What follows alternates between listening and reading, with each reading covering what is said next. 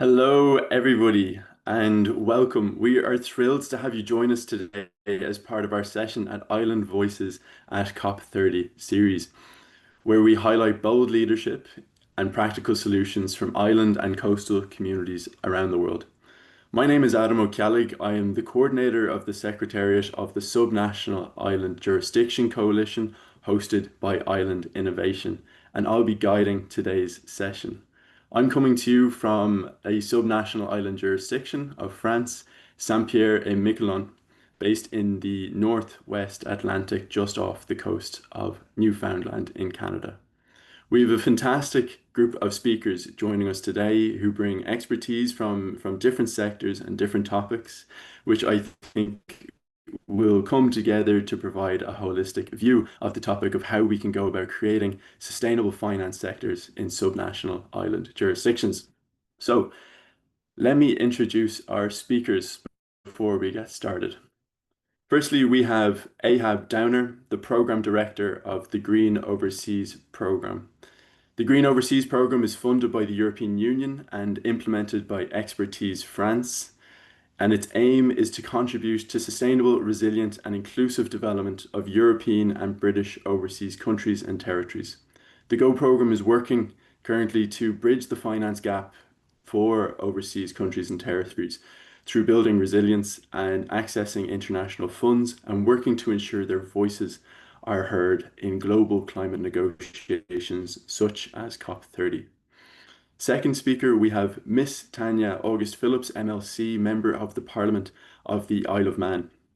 Deputy August Phillips has been in the Legislative Council of the Isle of Man for 8 years and has spent the last 4 years in a department dedicating to preserving the Isle of Man's UNESCO Biosphere national status. She now holds a position with political responsibility on the Isle of Man's Finance Board, where she plays a role in overseeing the delivery of the Isle of Man's Sustainable Finance Roadmap. Our third speaker today is Ben Bartle, Director of Catalytic Finance from RMI. Ben spearheads global efforts to mobilize and scale climate finance for clean energy projects in emerging and developing markets, such as islands. Ben has a strong record of securing funding for climate projects exceeding over 4 billion US dollars across 40 projects in recent years. Our final speaker joining us today is David Postlethwaite, Director of ESG for KPMG in the Crown Dependencies. David is particularly recognized for his work with governments and regulators in terms of mapping out strategic approaches to sustainable finance and regulation at a jurisdictional level. He previously held a role with Jersey Finance, where he was Sustainable Finance Lead and represented the island within the international frameworks such as the UNDP-hosted Finance Centres for Sustainability. Before we jump into today's discussion, we'd like to share a quick preview of a major event happening next year that continues the conversations we're starting here today. In April 2026, Island Innovation will be hosting the Global Sustainable Island Summit in Gran Canaria in Spain, in collaboration with the Cabildo de Gran Canaria. GSIS 2026 will bring together island leaders, innovators, investors, and policymakers for an in-person summit focused on real-world solutions in climate resilience, energy, sustainable development, right in one of Europe's leading island hubs. To give you a taste of what to expect, here's a short teaser video.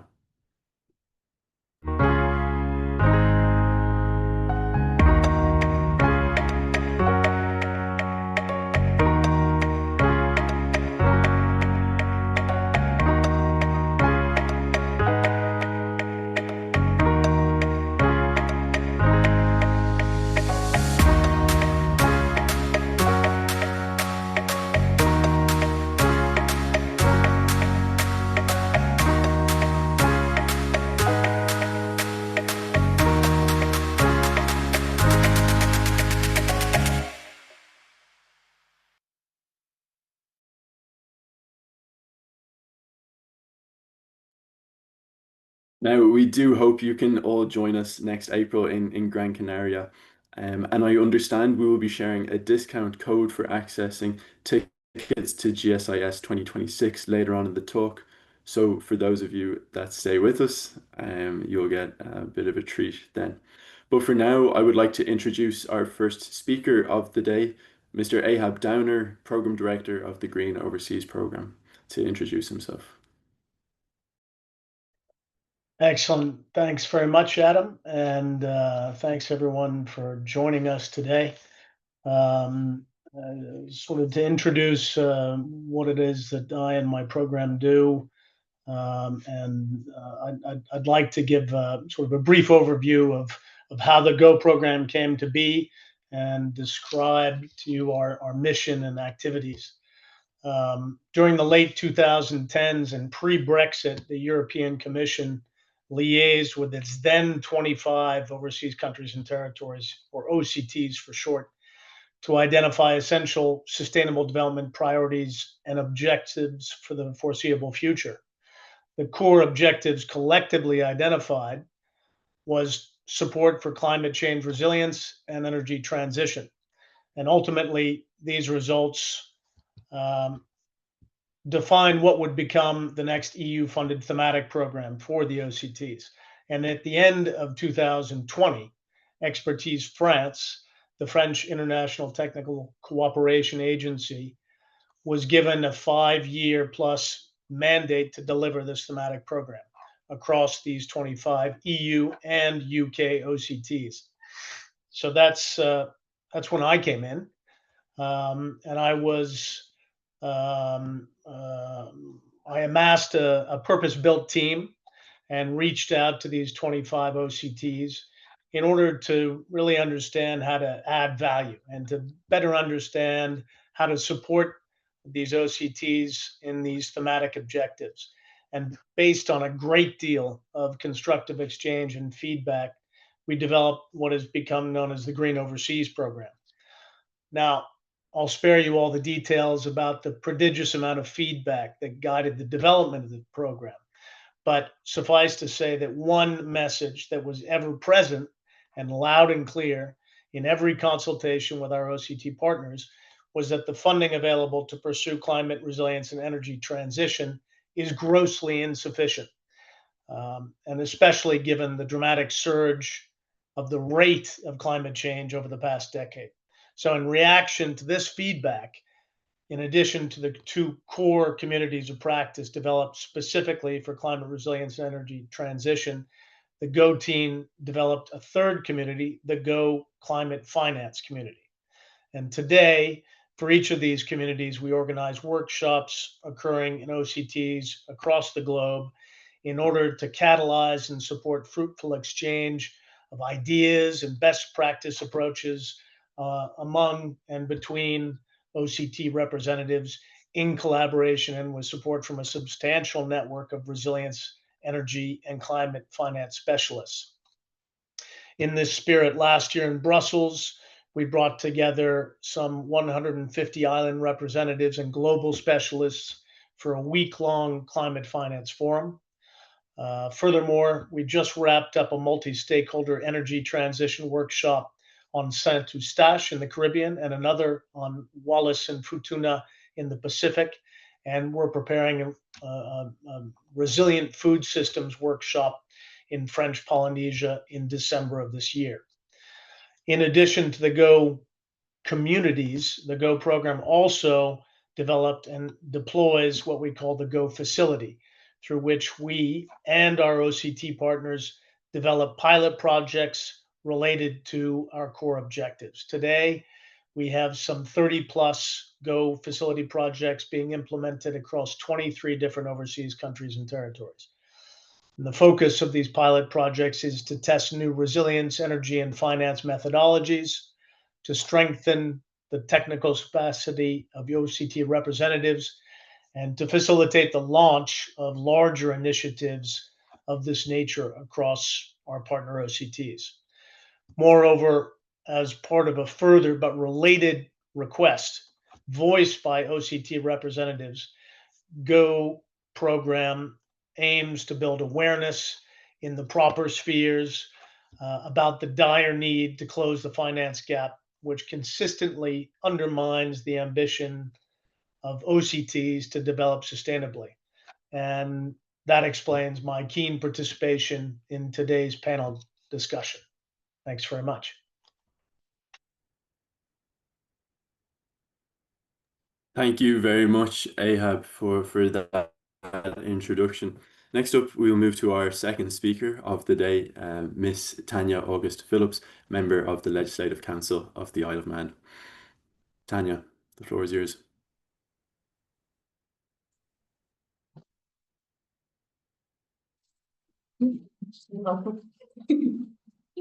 Don't do it.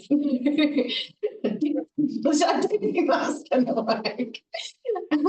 Hello there, good afternoon. You will see me in a second, I promise. I'm Tanya August Phillips, MLC, and member of the Legislative Council, the upper branch in Tynwald, the world's oldest continuous parliament in the world. And I feel humbled to be asked to contribute alongside such accomplished panelists here today. Yeah, Tanya, sorry to interrupt. Would you mind moving forward another bit slightly? We're only getting I can try. if possible. Yep, move some stuff around. Oh, I think we see you coming through. Yep. Right, catch me now. Perfect, perfect. We can see you. Thanks very much. Oh, always you're gone. tech. Sorry, you're gone. You're gone again. Where your colleague is, he's in a good position. We can see him.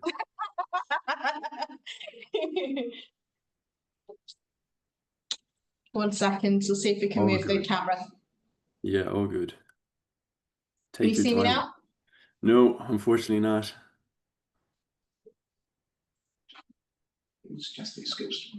Maybe skip to one of the others and then come back to me. We can do that. We can do that. That's no worries. That's no worries. Perfect. If our next speaker is ready to go, I'd like to introduce Mr. Ben Bartle, Director of Catalytic Finance with RMI. Ben, you're with us. Perfect. Great. Hi, Adam. Hi, everyone. I'm Ben Bartle, a principal at RMI, formerly known as Rocky Mountain Institute. My day job is catalytic finance, and that's designing the capital stacks and the partnerships that really move projects from idea to a bankable reality, mostly in emerging and developing economies. I want to acknowledge up front the other speakers, they're from or representing subnational island jurisdictions and overseas territories. And that's a particular area of a finance specialty, and others on this panel live that every day. So my goal is really just to be practical and show what works in some of those jurisdictions and add examples that you can think about applying yourself. Just in one short breath, RMI, we're an independent, bipartisan, global nonprofit. We're focused on accelerating the clean energy transition across 4 key sectors: industry, buildings, transport, and the power sector. Relevant to today's discussion is really our Islands Energy Program, which has mostly been supporting the energy transition throughout the Caribbean islands, and our Climate Finance Access Network called CFAN, which trains up and deploys and places advisors inside governments to unlock project finance. And those are mostly for ODA eligible countries. And I lead our catalytic capital work, which partners with funds, blends public, private, and philanthropic capital to unlock project pipelines. Thanks, Adam. Back over to you. Thanks, Ben. Fantastically concise, and happy to have you joining us. Tanya, should we try you again, or keep going with another speaker first? Dare we try? Perfect. I think we can see you well. Perfect. To introduce our speaker again, we have Miss Tanya August Phillips, member of the Legislative Council of the Isle of Man. So I was just saying that I feel humbled to be to contribute alongside such accomplished panelists, and particularly David Postlethwaite, who is a friend to our island. Thank you for inviting me to share how our islands, like ones like ours, are using policy and governance to unlock sustainable finance, and how local initiatives are turning that framework into real partnerships and retained investment. The Isle of Man is the world's first entire nation UNESCO biosphere. It's very much about a number of different elements, but the Isle of Man is the world's first. And we have a dedicated statutory body that safeguards that status and ensures our economy is developed in balance with biodiversity and community. For investors, that's a signal that environmental integrity is embedded into decision making. It's not an afterthought, reducing policy risk and aligning projects with nature positive outcomes. So I sit between two different departments in my role as a member of the Legislative Council and a member of TIMWALD. One of those departments is the Department for Environment, Food and Agriculture, which is that statutory body that safeguards our UNESCO biosphere. The other is the Department for Enterprise, which in that department I'm politically responsible for working alongside a board of both a public-private partnership Finance Isle of Man to achieve its sustainable finance roadmap.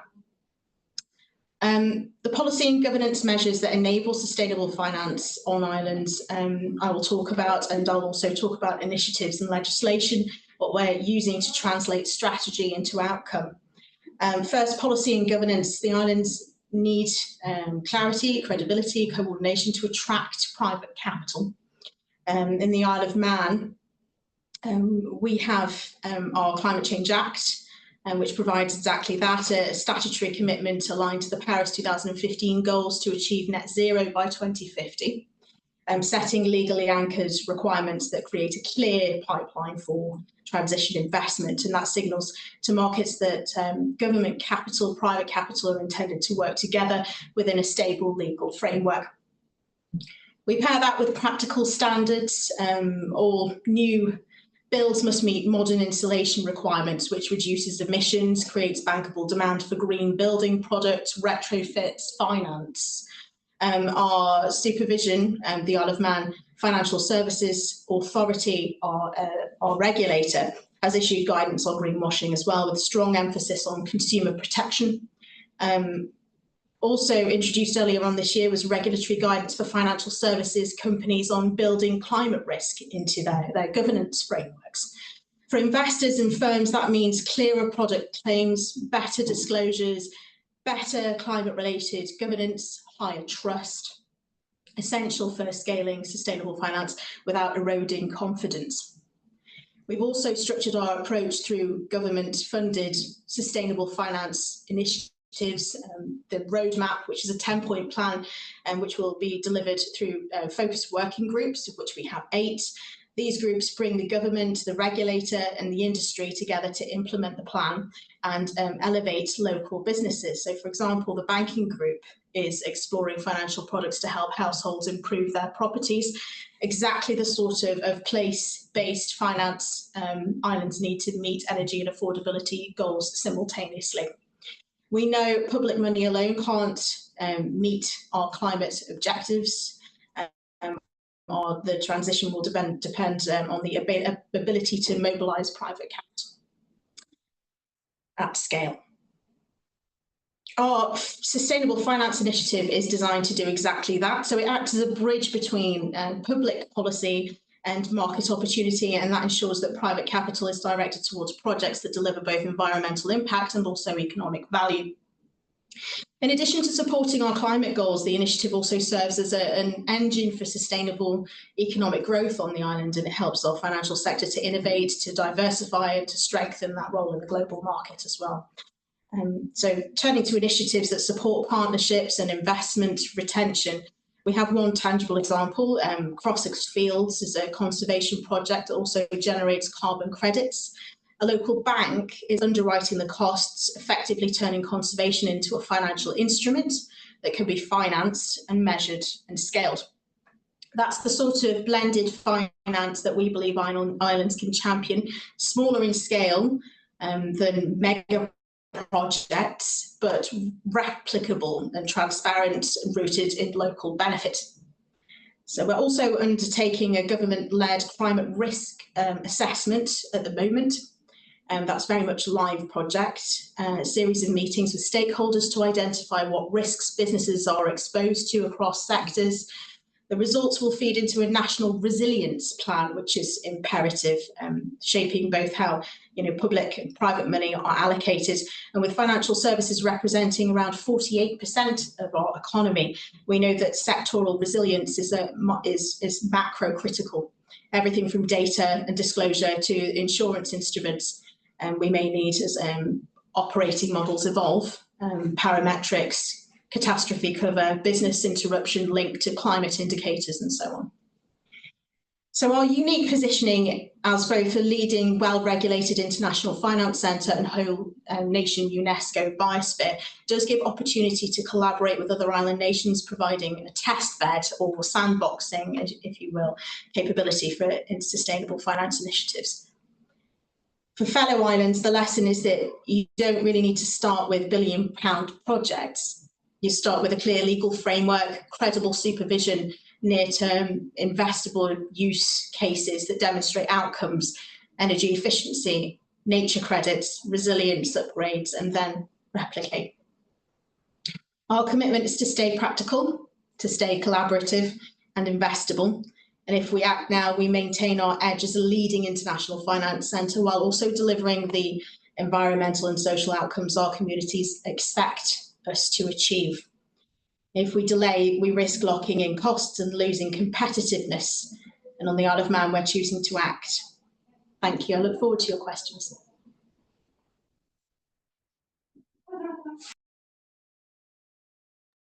Thank you very much for that introduction. And now on to our final speaker of the day before we open up to more general conversation and audience questions. I would like to introduce Mr. David Postlethwaite, Director of ESG with KPMG in the Crown Dependencies. David, the floor is yours. Thanks, Adam. Delighted to join you today.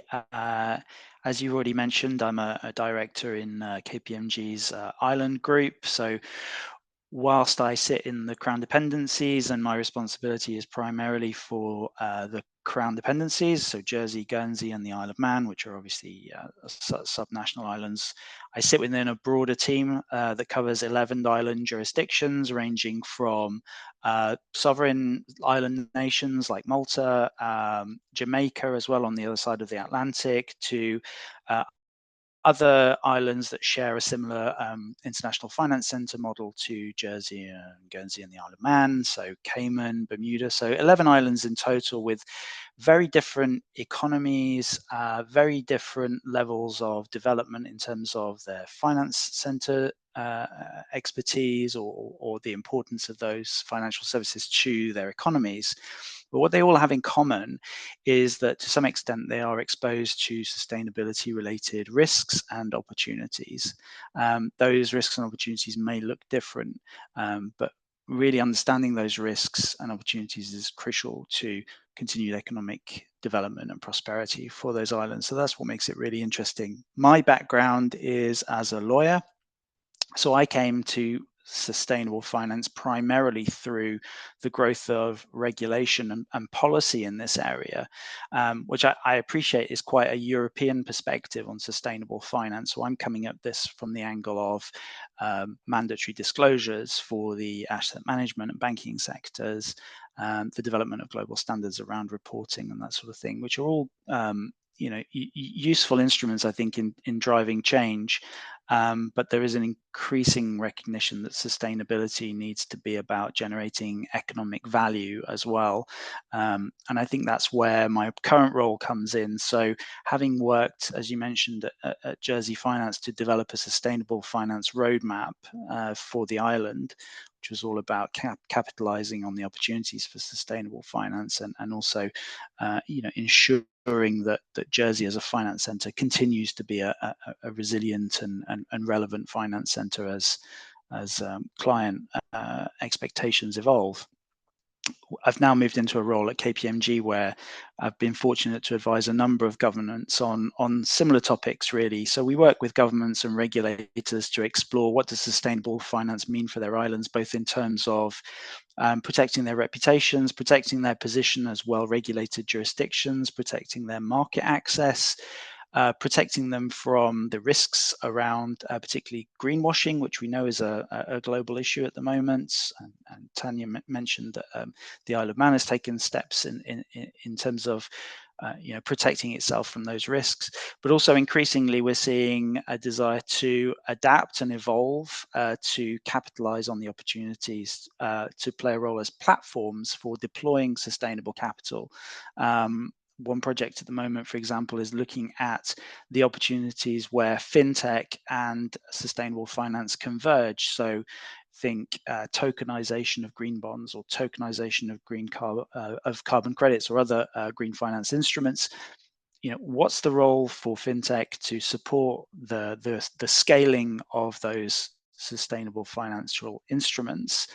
And how do you put a pragmatic regulatory framework around that allows you as an island to enable those flows to happen, but also to generate a risk balanced approach for the island that allows you to capitalize on the economic opportunities, but also protect yourself from potential reputational harm to investors, etc. So very interesting. And then sort of ancillary to that, really growing out of that, we've developed a practice around international organizations that are increasingly seeking to crowd in private capital into the gap left by shrinking development budgets. So we've become a trusted partner to a number of international organizations. Started off evaluating the effectiveness of some of their debt capital markets transactions where bonds had been issued, and it's evolved into broader kind of strategy advice around techniques such as creation of climate innovation funds or increasingly endowment funds as well, to provide consistent streams of revenue and kind of smooth out some of the challenges presented by the current geopolitical situation. So that's in a nutshell the practice. It's constantly evolving, but I'm really pleased to be here today. David, thank you very much for that introduction. It's fascinating. Just I suppose hearing you talk, and Tanya talk earlier about financial risk, and we also have to deal with obviously climate risk and how we can balance the two at the same time. So we're now moving into a more open conversation for the rest of our time here today, the panel discussion. But firstly, I'd just like to give a shout out to the audience. I've had a look through the list of participants, and it's great to see so many familiar faces or names, at least. And thank you for coming back. And I welcome anybody who's joining us for the first time. So look, to get us started on the questions, maybe to you, Ben. I'd like you to set the context. We're having this panel discussion as part of the Island Voices at COP30 series alongside COP30, which is currently taking place in Belém. You recently wrote a piece talking about COP and what we're looking to get out of it. So your piece was From Bottlenecks to Breaking Ground, Why COP30 Must Prioritize Early Stage Project Preparation. So you and RMI and your colleagues there have done a lot of work looking forward to COP. So the question to you is, what are we looking to get out of the next 2 weeks? What does success look like? Right. Well, thanks, Adam. That's always a very reasonable but also difficult question to answer for any COP. Usually we go into it quite ambitious and come out disheartened. So let's hope that doesn't happen this year. But two quick reasons why I think this COP really matters. First, we're in an NDC, or Nationally Determined Contribution Reset year. This is a year when countries are expected to sort of table their new or strengthened NDCs by 2025. And this is where ambitions get judged up against this 1.5 degree of warming pathway, which we agreed in Paris. Second, it's really a test on whether finance moves from what's been pledged, and we always hear about pledges at COP, to actual pipelines and investment. That's what's most important for island nations. It's getting from these big numbers to real bankable and prepared projects on the ground. And as you mentioned, rightly so, that's from RMI's perspective, is what was really spelled out in that From Bottlenecks to Breaking Ground report. It's where is that early stage project preparation funding? And why is it such a weak link from getting projects from the back of a classroom or from a board of directors or from a ministry onto nuts and bolts and investments on the ground? And if we want to deliver on what's called the new collective quantified goal for climate finance, and that's the commitment from developed countries to developing countries to deliver real assets, then we need to focus on project preparation facilities. And they need priority status, coming out with multi-year commitments for technical assistance, development finance, development capital, standardized approaches to developing projects, and also, most importantly, in countries with not necessarily limited capacity, but a limited number of people to deliver the work on the ground. I think it's also rightfully as important to make sure that local capacity is embedded within ministries, within utilities, and those get funded to develop, projects. So think committed funding, liquidity for those projects, not just one-off grants. So what to watch out for at the COP, I think it sort of fits into 3 buckets. It's the finance architecture and the delivery of that finance. So think about the new collective quantified goal, NCQG. It's a mouthful. We need to see the implementation details of that, right? What is truly concessional finance, i.e. provided to governments at rates below market in order to make these projects financially viable? Who's going to take the lead on that among the developed countries? Who's committing real finance to those projects? And what's the timeline to scale towards the trillions that's needed, and to clear this sort of burden sharing, which is a real commitment under COP in tackling the cost of climate change. Also, we should be looking at the loss and damage fund. It's now fully operationalized post COP29. We should be watching out for new contributions and access modalities. How can islands access that funding for loss and damage, particularly for those of smaller administrations who really will actually use that in 2025. Also, one thing to look out for in terms of the architecture is using forests as bankable resilience. Now, that's a new thing. Brazil's Tropical Forests Forever Facility, I think it's called, or fund, is a new proposal, and it's an endowment style model, and it pays contributions to keep forests standing or in the ground. It's kind of going to be a bellwether to predictable revenue. Predictable revenue is something quite important I'll talk a little bit more about later, but it's predictable revenue from ecosystem services. Ecosystem services are entirely critical in these small islands, the services that they provide for people and for subsistence. Important also to crowd in private capital alongside that public finance.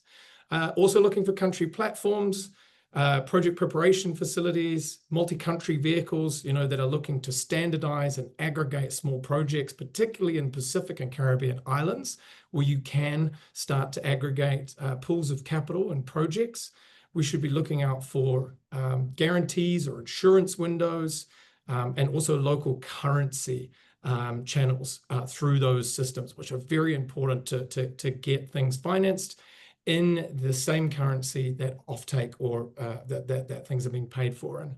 And that's going to really allow islands to shift from pilots to portfolios. And I think finally, just signals that really matter for islands, we should be listening for patterns that can lift and adapt. Things about predictable revenue, earmarked levies from tourism, repeatable structures, and things that markets can really understand, labels, green labels, listings investors can use. And I think Tanya will speak to this a little bit more as well. Committed funding, liquidity. We need to make sure that there is a pool of capital that can invest. If it's not on the island, then where is it coming from? These are the ingredients, from my perspective at least, that make small really look big and bring sort of a bankableness, if that's even a word, to subnational island jurisdictions and overseas territories. Definitely. Thanks for that, Ben. It sounds, look, there's a lot to look out for over the next 2 weeks and going forward after the COP process, because I think that's the important piece as well, as the conversation about the environment shouldn't just be happening for 2 weeks in November, nor should we be trying to represent subnational island jurisdictions just for 2 weeks in November every year. It should be a 52 weeks of the year thing. But to talk about project preparation, I think that allows AHAB and the Green Overseas Programme to come into the conversation nicely and to talk about your work. AHAB, I know some of your colleagues and expertise, France, are on the ground in Belém. So what are some of the things that the Green Overseas Programme and OCTs from the UK or the EU are looking to get out of COP? Yeah, thanks, Adam. Well, at this COP, I think Benjamin underlined the fact that this is an especially important COP. This is 10 years after the Paris Agreement. This is the COP30. We're well into the subject matter now. There's a confirmed that we're going to go over the 1.5 Celsius target.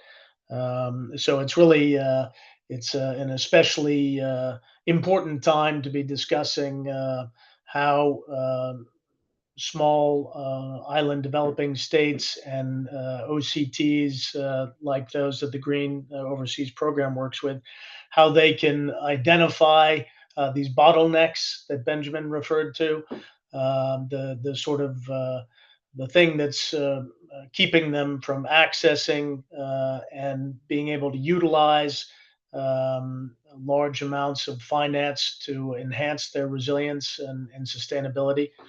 The Green Overseas Program and my colleagues at Belém are going to be looking to get OCT representatives, elected officials, and other representatives to give them a voice, to make sure that they're to catalyze discussions with funding partners, to catalyze discussions with development agencies, to make sure that we've got a proper understanding of what their current and future needs are, what these bottlenecks are, what we can do to enhance their technical and enhance and strengthen their technical capacity, and to unlock climate finance to finance resilience and sustainable development going forward.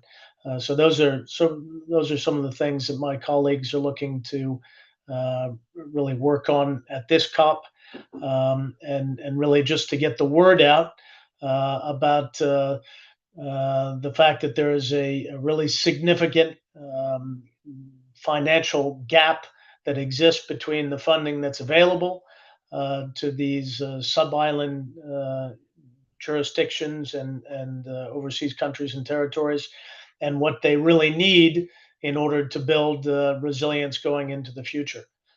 So I would say that's those are the goals of my colleagues and of the GO program at this COP at this time. Brilliant. And so the key focus ultimately is to bring the voice of these OCTs and subnational island jurisdictions to the COP. So Tanya, are any of your colleagues in the Isle of Man going to be at COP? Is that online or in person? I think we are. We're internationally. We're part of the United Nations Financial Centres for Sustainability, who are at COP. But no, we don't. We're not at the moment. We feel quite lucky, I think, on the Isle of Man to have been asked to partake in this particular discussion. But we've not been at any other level. So we're grateful for what we've got. That was very, very, very kind words from you. But I think that's what we're seeing for further context. That's what we're seeing with a lot of the OCTs and subnational island jurisdictions, is that they're either not taking part or they might be they might have the ability to take part online, because they mightn't have the ability to access COP this year financially. I know there's a lot of difficulties around it, or there can also be difficulties accessing their national delegations, because of course they don't represent themselves. They have to join the delegation of their of the sovereign territory that they reside Yes. under. But then, just to move the conversation past COP and to talk a bit more about how do we create sustainable finance sectors. David, you're based in the Crown Dependencies. You're based in Jersey, and again, for everybody, the Crown Dependencies are the Isle of Man, Jersey, Guernsey, and their respective islands as well. But you're under the KPMG Islands Group. So just maybe can you explain to us some of the differences that you're seeing between Jersey and Guernsey and the Isle of Man, and some of the islands that are being represented by KPMG Islands in the Caribbean, like Cayman or BVI? Yeah, thanks, Adam. I mean, it's as I mentioned in my introduction, we cover 11 islands in total, and the differences between those islands can be really stark, and they're at multiple levels. So there are differences at the economic level, both in terms of economic development. Some are middle-income countries, Trinidad and Tobago, for example. Some are what we consider more developed economies. There are very stark differences in terms of demographics in those islands as well. So, that clearly feeds into policies and focus. There's a difference in terms of exposure to physical climate risk. So clearly, some of the islands in the Caribbean are very much on the front line of climate change and are already seeing the effects of more extreme weather events and so on, and don't necessarily have the robust infrastructure needed to deal with it. Their debt levels are very often a barrier to adaptation in particular. So some real challenges there. There are differences at policy level as well. You mentioned representation at COP, but some of the islands that we operate in, for example, have not yet had the Paris Agreement extended to them because they rely on the UK for that to happen. And that then has a knock-on impact on I suppose, the state of their own net zero planning and commitments. So that then trickles down into a number of areas, specifically in the financial services space, which is obviously my particular area of expertise. I think there's sort of two distinct camps, if you like, and it really depends on where your key markets are for financial services. So clearly, we're international finance centers, so we act as platforms for the deployment of capital on a cross-border basis, and we tend to fall into two distinct orbits. There's kind of the UK European orbit, and then there's the US orbit. But potentially Cayman, I would probably put into the latter category. And that determines, I think, the extent to which financial services regulation is seen as the answer. It determines, to some extent, appetite for sustainable finance policies and products. But even within those two buckets, is actually less simple than it looks, particularly on the other side of the Atlantic, where you have islands like Bermuda, for example. So Bermuda has a very strong insurance sector. It's something like a third of global risk is reinsured through Bermuda, right? So it plays a very important role in the global insurance system, and it has potentially a massive role to play in developing new products such as parametric insurance that can really help to solve some of the challenges of small island nations when it comes to climate change and developing countries when it comes to extreme weather events, etc. And they have the data. They're sitting on a bunch of data and expertise that you don't need to persuade them that climate risk is a thing. They're fully cognizant of that, but they're also cognizant of the fact that some of their key markets are in the US, and depending on who you're talking to, you might need to adapt your language. So California, New York, very much states that are still committed to their own net zero targets. You've got asset owners, investors, etc., still very much committed to the sustainability agenda. Other states, as we know, that's not necessarily the case, and at a federal level, we've seen a lot of rolling back. On our side of the Atlantic, where Jersey, Guernsey, and the Isle of Man probably look to for our kind of key source of inspiration on sustainable finance, there's definitely been some backtracking as well, right? We're not immune from that.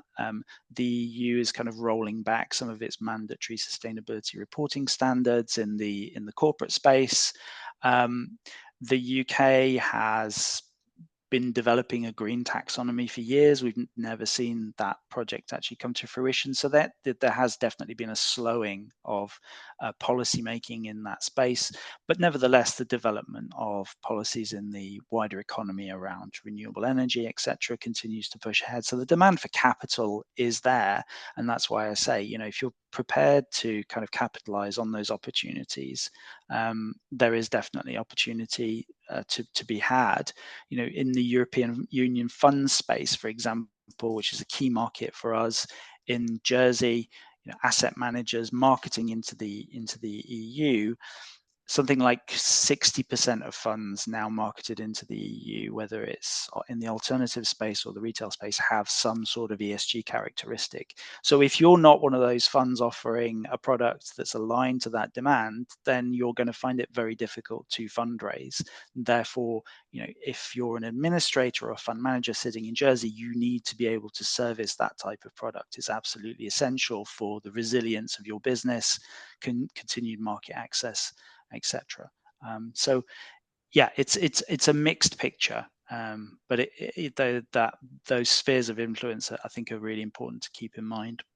Yeah, so you're talking about different islands are certainly at different stages, whether they fall into different jurisdictions or different financial orbits, as you were saying. But look, I was recently reading how a bill has just been passed through the Nevis Island Administration, another subnational island jurisdiction, which aims to strengthen their regulatory frameworks.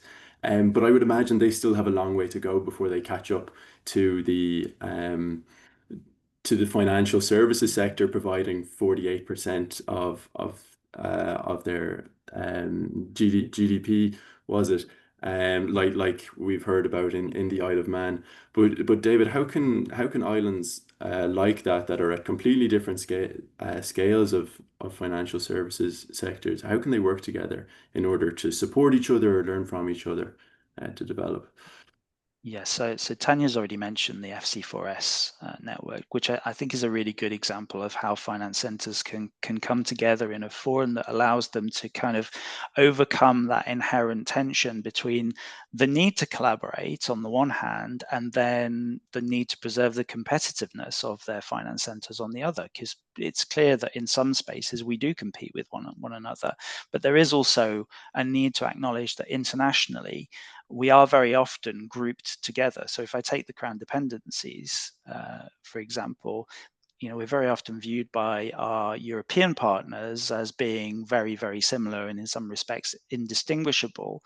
And we tend to follow each other closely on the adoption of what we consider to be global standards that allow us to preserve our reputation and integrity as finance centers. So there is a track record of cooperating, whether it's in terms of anti-money laundering standards or tax transparency standards, etc., getting ourselves to the stage where we're able to kind of shrug off the age-old kind of tax haven label. That has taken cooperation between the islands. So there is clearly a pathway for that, but it's finding the right forums that enable that. I think FC4S is a great example. It helps that they provide resources, they provide a framework, an assessment framework for what good looks like in terms of your ability to mobilize capital to meet the sustainable development goals. So that looks at your institutional framework. Do you have the right governance around your sustainable finance initiatives? Does it come with backing at the very highest level from your legislature, etc.? It looks at your enabling environment. Do you have the right products? Do you have the right safeguards? Do you have anti-greenwashing rules, etc.? And then it looks at market signals as well. What sort of market infrastructure do you have? Do you have a green segment on your stock exchange, for example? So there is a useful framework there that countries can look at, but there's no doubt that cooperation can help us to achieve more, I think, as a collective. And yeah, we need to see more of that. Brilliant. Thanks for that. Look, we're down to our final 10 minutes here. I don't know where the time has gone, but Tanya, to get you to develop on that point from David, is what sort of cooperation are you seeing at the government level in the Isle of Man currently? You're obviously working with the other Crown dependencies, but beyond that, are you working with other jurisdictions or other islands currently? Yes, sort of. We've had a lot of really fantastic opportunities for collaboration on this, and we've already worked quite closely with Ireland and also have contact in Luxembourg as well. One aim that we have as part of our sustainable finance initiative is we're discussing whether the Isle of Man can be the hub for a nature market, connecting biospheres around the world with providers of finance business looking to invest in relevant projects. It's kind of one aim of our initiative being that, but it's in the early days at present. So sort of watch this space, as it were. But we do need to sort of think about, the established sort of financial, the financial sustainability community here, how we can sort of assist in those flows. That's brilliant. Thanks for that. Ahab, maybe just broadening it out beyond sort of continental to Europe to where you're working with a lot of your islands, whether that be the Atlantic, the Caribbean, or the Pacific. You're doing a lot of work to bring islands together to learn from each other through your Go communities you mentioned earlier. Can you develop on that a small bit, please? Well, yeah, I can. Well, like I said at the outset, Adam, we did really a great deal of consultation when we launched the Go program. It was during COVID. We couldn't leave our Paris headquarters. We had to do all of our consultation via Visio conference, but it gave us an opportunity to have bilateral and then multilateral discussions with all of our 25 overseas countries and territory partners. And one of the things, in addition to those that I already shared with you, that came up was that a lot of these individuals across the administrations in these overseas countries and territories, they feel like they're encountering all these challenges alone, and that it's something particular to their country or territory, when in fact there's an enormous amount of commonality. There's different islands and territories, and the Isle of Man and others, whether in the Green Overseas program or others beyond, are encountering the same sort of thing. So enabling them to get together and to share best practices and to look at what works in terms of sustainable development initiatives, what works in terms of sustainable finance, what doesn't work, what pathways are open, is a really useful exercise. And the Green Overseas program, we have a very significant carbon footprint, which we're looking to offset. But we have that footprint because we've gone to extreme lengths to bring people together physically. Having online sessions, I think, is very useful to build and strengthen technical capacity of individuals. But it's difficult for people to get excited about that. But when you get them in a room together over a period of days, talking about subject matter that really speaks to them, magic things happen. And so our program has really put a lot of emphasis on that. And it takes an enormous amount of logistics and preparation and coordination. But ultimately, we found that that's really useful exercise. And though it's expensive and it has all sorts of constraints, we've found that to be really useful. And clearly, the Green Overseas program will come to a close at the end of 2026. The UK overseas territories will not be included in any further upcoming EU effort of a similar nature. And I'm certainly, me and my colleagues and those UK overseas territories that we work with are very keen to know and are hopeful that the UK government will be looking to catalyze the sort of exchange that we've been successful in promoting, because we found it to be very useful. And obviously, individuals like the people on this panel today have an enormous amount to share, and I think it's important that we find methods by which to share it. This panel is obviously a very useful initiative, but looking to create other systematic methods for people and individuals across these island territories and countries to get together and to share, I think is really important and something that needs to be promoted further in future. Certainly, I think there's, to echo what you said, there certainly is a bit of a magic when people do come together, and that allows me to remind people about the Global Sustainable Island Summit next April in Gran Canaria in Spain, of which there's further information in the chat.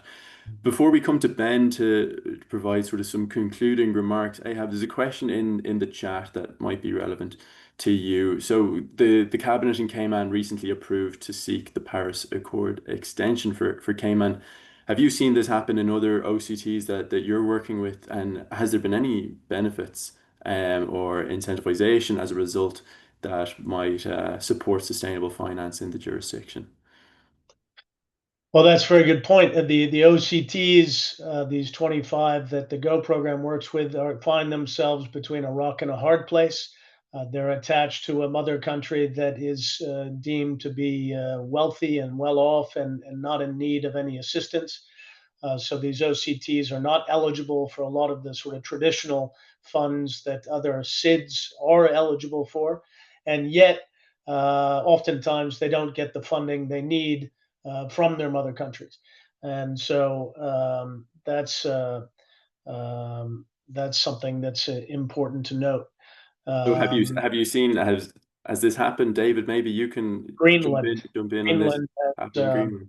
Greenland has become a signatory of the Paris Agreement, and as such should have access to funding that SIDS have, and the Caymans Initiative should open access to them as well. But I'll let David comment. Thank you. Yeah, thanks. I mean, I think from our perspective, so Jersey, I believe the Isle of Man as well, and Guernsey have gone through the process of having the Paris Agreement extended to them, which is a sort of constitutional process involving the UK actually sort of ratifying our participation, and therefore I think we then contribute to the UK's NDCs, which then means that nationally at a local level we need to develop a net zero program that's consistent with that. But from the finance sector's perspective, in terms of being able to sell sustainable finance services, I think it's about walking the talk. I mean, it is quite unattractive, really, to try and sell sustainable finance services from a jurisdiction that isn't committed to the same targets as everyone else. And I think it is increasingly becoming a market access issue as well. So I wouldn't be surprised if we see jurisdictions like the EU tightening up access for funds or managers or products that are domiciled in jurisdictions that are not signatories to the Paris Agreement. This is clearly not aligned with their own objectives in terms of, the green finance plan that they've made, and it puts their own sort of financial services sector at a potential disadvantage, right? If they're being undercut by other participants in the market who are not subject to the same rules. So yeah, I think it's difficult to say, yes, it's an essential feature of having a sustainable finance sector, but equally it feels like a bit of a hygiene factor. Oh, perfect. Thanks for that insight, David. Look, coming to Ben to wrap up our discussion here. Key final question for you is maybe you can talk about how catalytic finance can mobilize investment for priority climate needs in the context of everything that we've discussed already today. Yeah, absolutely, Adam. Just with 1 minute left, let me leave folks You with a few key takeaways. take a moment or two longer if you need. Yeah, sure. As we've really heard today from everyone, and fantastic contributions on the panel here. So our islands are really sitting in different orbits, right, from others. UK, EU islands, US islands. they're facing different debt loads and different physical risks. And some must even, access catalytic finance or COP through sovereign delegations, right? Or wait on the Paris Agreement extensions, as we've heard. So catalytic finance really has to be modular. It needs to be fast. It needs to be copyable. We can look at some key regularities we see in that type of finance. First, it's around liquidity and understanding risk. And as David said, finances don't fund hope; they fund calculable risk, right? So when shock hits, we also need to have cash, land and days, so sort of parametric insurance. And the Caribbean Parametric Insurance Fund has paid out Jamaica within the sort of 2-week framework that it should have. So that's something that actually works. So think parametric pools, think reinsurance data, and expertise hubs that we see in the likes of Bermuda for that type of product. Second, I think it's really critical to make sure that revenue is predictable. It's tied to stable local charges, either on bill through the income from the sale of renewable electricity, through tourism levies, through service payments, earmarked levies, tourism visitor fees. These are models that can turn nature and resilience into a product that can be sold and capitalized upon. Unfortunately, we are in this situation where we need to cost nature into cash flows so that people can price. Third, I think, we've heard today a number of repeatable structures, particularly from Tanya as well, that, international market aligned frameworks provide those credible labels that financiers need to offer listings on stock exchanges, fund designations that investors, already really trust. So look, see what's working and copy it into other island contexts. And fourth and finally, to my earlier points, I think really around building pipelines together. It's that project preparation capital that we really need to start ring fencing, that we need to send home to folks who are funding both globally and nationally for the sovereign jurisdictions. And lastly, of course, where islands are stretched, in terms of staff and people on the ground that are working on this. They wear many, many hats. So ensuring that we have additional dedicated capacity given to the ministries and utilities as well, so they can use platforms like FC4S and other regional programs, so we can learn fast and move as portfolios and not sort of one-offs. So really the bottom line is, de-risk the pathway and not just the project, as well as de-risk the predictable revenues and make sure we have repeatable structures so that we can get some liquidity and move from those pilots to pipelines. Brilliant. Thank you so much, Ben, for those concluding remarks, and thank you to all our speakers that have joined us today. I hope everybody in the audience has enjoyed that. I haven't seen many questions come through. The one question I did see, I have asked, but I am sure that you're free to get in touch with Island Innovation, and we can support answering any further questions you have, or we can relay those to the necessary speakers. So thank you all for joining us today, and thank you for our speakers, David, Ben, Tanya, and Ahab. A big round of applause from everybody in the chat, please. And we hope to see you again. Thank you very much. Thanks for the opportunity. Thank you for the opportunity. Thank you.